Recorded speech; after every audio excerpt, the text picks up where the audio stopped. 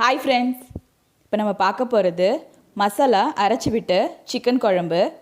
வாங்க எப்படி செய்யலான்னு பார்க்கலாம். அதுக்கு தேவையான பொருள்: பொடியாக கட் பண்ணின 3 வெங்காயம், 2 தக்காளி பொடியாக கட் பண்ணது, 2 ஸ்பூன் இஞ்சி பூண்டு பேஸ்ட், அரை ஸ்பூன் மஞ்சத்தூள், சிக்கன் அரை கிலோ. இது எண்ணெயில் வதக்கி ஒரு பேஸ்ட் ரெடி பண்ணுறதுக்கு தேவையான பொருள்: 2 ஸ்பூன் மிளகு, 1 ஸ்பூன் சோம்பு, 2 ஸ்பூன் தனியா, 5 காஞ்ச மிளகா. இந்த கிரேவிக்கு மிளகு காஞ்ச மிளகாவோட காரம் மட்டும்தான், ஸோ அதுக்கேற்ற மாதிரி சேர்த்துக்கோங்க. லவங்கம், பட்டை, ஏலக்காய், ஒரு கையளவு தேங்காய். கடாய் சூடு பண்ணி அதில் 2 டேபிள் ஸ்பூன் அளவுக்கு நல்லெண்ணெய் சேர்த்துக்கலாம். எண்ணெய் சூடானதும் பேஸ்ட் ரெடி பண்ணுறதுக்கு எடுத்து வச்ச பொருளெல்லாம் ஒன்று ஒன்றா சேர்த்துக்கலாம். பட்டை, லவங்கம், ஏலக்காய், சோம்பு, மிளகு, தனியா, காஞ்ச மிளகாய் இதெல்லாம் சேர்த்து செவந்து வர வரைக்கும் நல்லா ஃப்ரை பண்ணி எடுத்துக்கலாம்.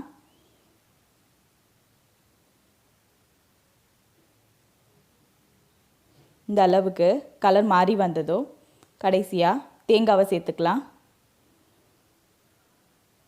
தேங்காவும் ஒரு நிமிஷம் போல் நல்லா அந்த எண்ணெயில் வதக்கிக்கோங்க. தேங்காயோட கலர் மாறி வர வரைக்கும் நல்லா ஃப்ரை பண்ணிவிட்டு இதை ஒரு மிக்ஸி ஜாரில் எடுத்துக்கலாம். இந்த மாதிரி எல்லாம் ஃப்ரை பண்ணதும் மிக்ஸி ஜாரில் மாற்றியாச்சு. இதை ஆறட்டும். நம்ம வெங்காயம் தக்காளி வதக்கிறதுக்கு மறுபடியும் அந்த எண்ணெயிலேயே 2 ஸ்பூன் எண்ணெய் சேர்த்து கடுகு போட்டு தாளிச்சிக்கலாம். கடுகு பொரிஞ்சதும் பொடியாக கட் பண்ணின வெங்காயம் சேர்த்துக்கலாம். வெங்காயம் சேர்த்து நல்லா வதக்கி விட்டுக்கோங்க. வெங்காயத்தோட பச்சை வாசனை போகிற வரைக்கும் வதக்கிக்கலாம். இந்த அளவுக்கு வெங்காயம் கலர் மாறி வந்ததும் அதில் இஞ்சி பூண்டு பேஸ்ட்டு சேர்த்து அதுவும் நல்லா வதக்கி விட்டுக்கலாம். இஞ்சி பூண்டோட பச்சை வாசனை போனதும் பொடியாக கட் பண்ணின தக்காளியை சேர்த்துக்கலாம். தக்காளி சேர்த்து நல்லா கலந்து விட்டுக்கலாம். இப்போது இந்த தக்காளி கூடவே அரை ஸ்பூன் மஞ்சத்தூள், இந்த கிரேவிக்கு தேவையான அளவு உப்பு, இதெல்லாம் ஒன்றா கலந்து விட்டுக்கலாம். தக்காளி சாஃப்டாகிற அளவுக்கு வதக்கிக்கலாம். இந்த அளவுக்கு தக்காளி வதங்கி வந்ததும் நம்ம க்ளீன் பண்ணி மஞ்சத்தூள் உப்பு சேர்த்து வாஷ் பண்ணின சிக்கனை சேர்த்துக்கலாம். சிக்கனை சேர்த்துட்டு இந்த மசாலாவோட ஒரு நிமிஷத்துக்கு நல்லா வதக்கி விட்டுக்கலாம். சிக்கன் நல்லா வதங்கினதும் நம்ம ரெடி பண்ண மசாலா பேஸ்ட்டு கொஞ்சமாக தண்ணி சேர்த்து அரைச்சாச்சு.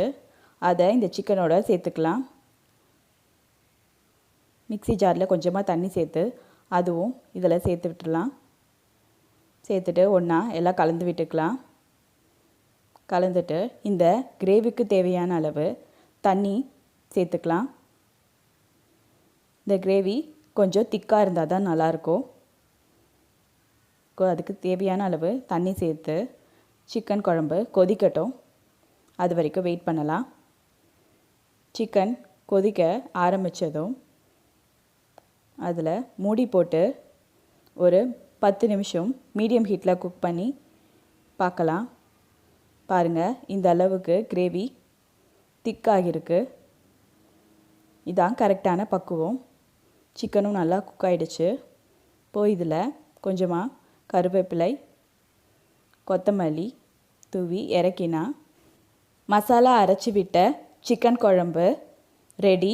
இது ரைஸ், சப்பாத்தி, இட்லி, தோசை எல்லாத்துக்கூடவும் நல்ல காம்பினேஷன். நீங்களும் ட்ரை பண்ணி பாருங்கள்.